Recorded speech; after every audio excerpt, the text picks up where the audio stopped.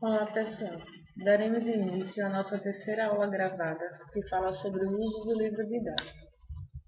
Meu nome é Joseane, faço parte do grupo LEPEN 2, onde também faz parte dele o professor Ronaldo Santana e o colega Aurelúcio Braga.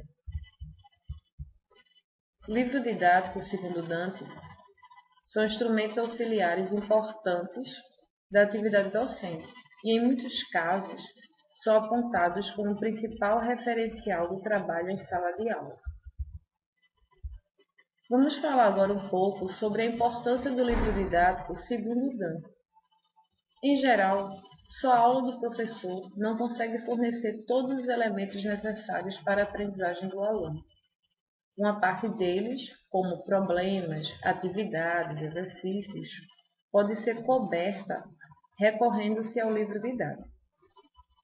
O professor tem muitos alunos, afazeres e atividades extracurriculares, que o impede de planejar e escrever textos, problemas interessantes e questões desafiadoras, sem a ajuda do livro didático.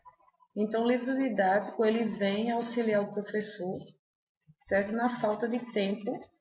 A matemática é essencialmente sequencial. Um assunto depende do outro, e o livro didático fornece uma ajuda útil para essa abordagem. Para professores com formação insuficiente em matemática, um livro didático correto e com enfoque adequado pode ajudar a suprir essa deficiência.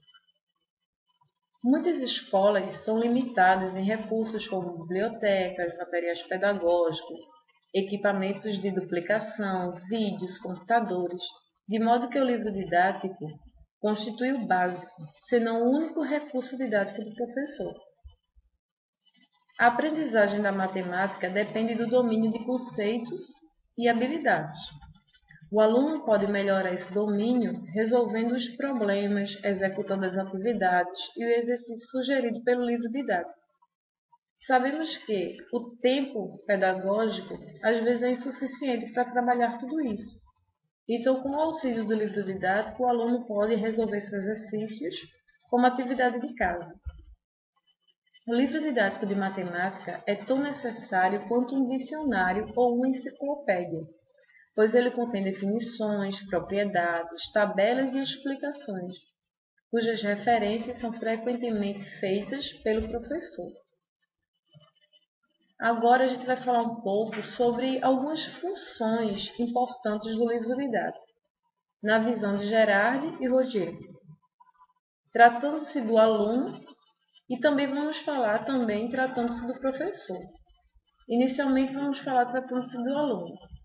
Tais funções podem ser favorecer a aquisição de saberes socialmente relevantes, consolidar, ampliar, aprofundar e integrar os conhecimentos, propiciar o desenvolvimento de competências e habilidades do aluno, que contribuam para aumentar sua autonomia, contribuir para a formação social e cultural e desenvolver a capacidade de convivência e de exercício da cidadania.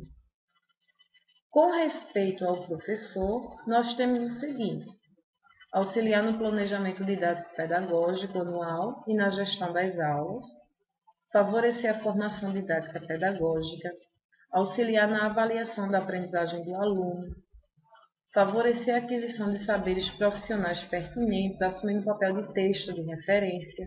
Após falar das funções dos livros didáticos com respeito ao aluno e com respeito ao professor, iremos falar um pouco sobre os instrumentos de avaliação desses livros.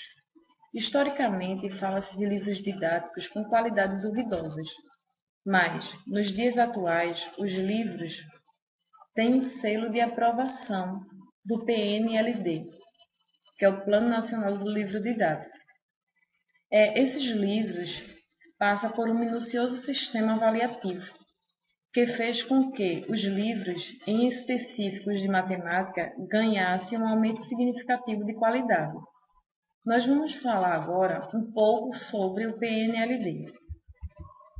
O PNLD é um Programa Nacional do Livro Didático, tem como principal objetivo subsidiar o trabalho pedagógico dos professores por meio da distribuição de coleções de livros didáticos aos alunos da educação básica. Entende-se por educação básica o ensino fundamental e o ensino médio. Os critérios para a seleção do livro devem estar adequados ao nível de maturidade do aluno. O que quer dizer isso?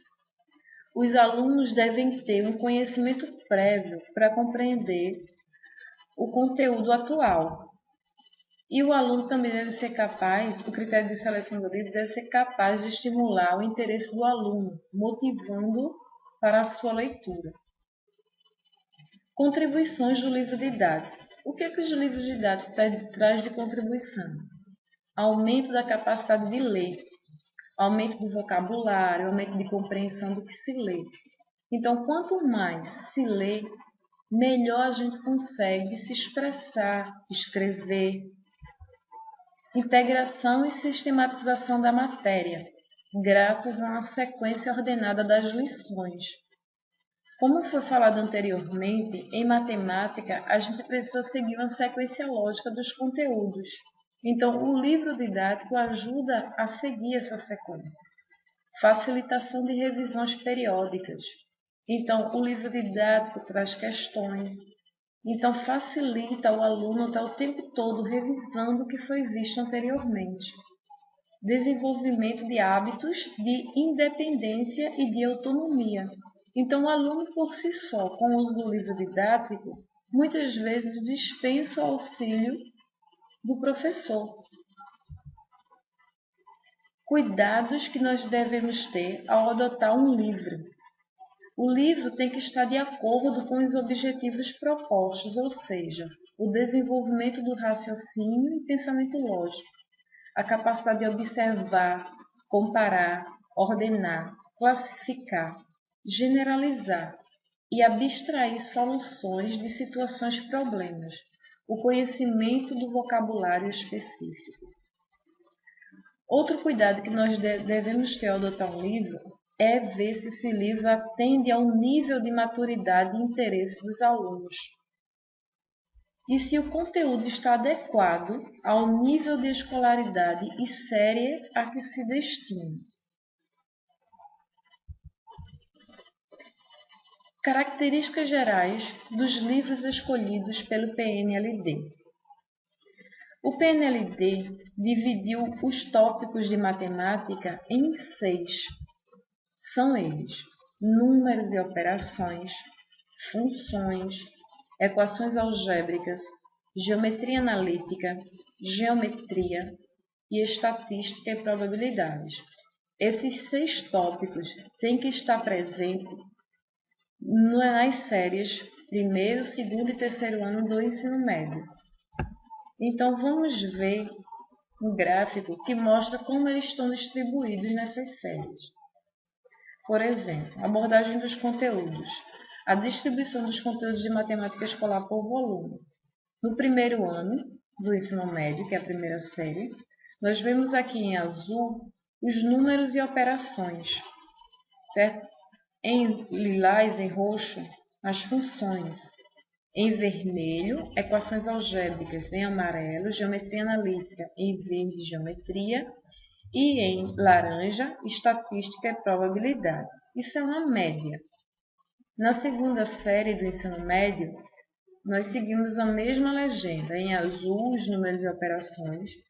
Já tem um pouco menos de função do que tem no primeiro ano. Tem um pouco mais de equação algébrica, um pouco mais de geometria analítica, bem mais geometria e bem equivalente estatística e probabilidade. Observa-se que no terceiro ano, a quantidade de conteúdos de números e operações já diminui, de funções também diminui, aumenta equações algébricas, aumenta a geometria analítica, diminui geometria e equivalente, não é? Estatística e probabilidade.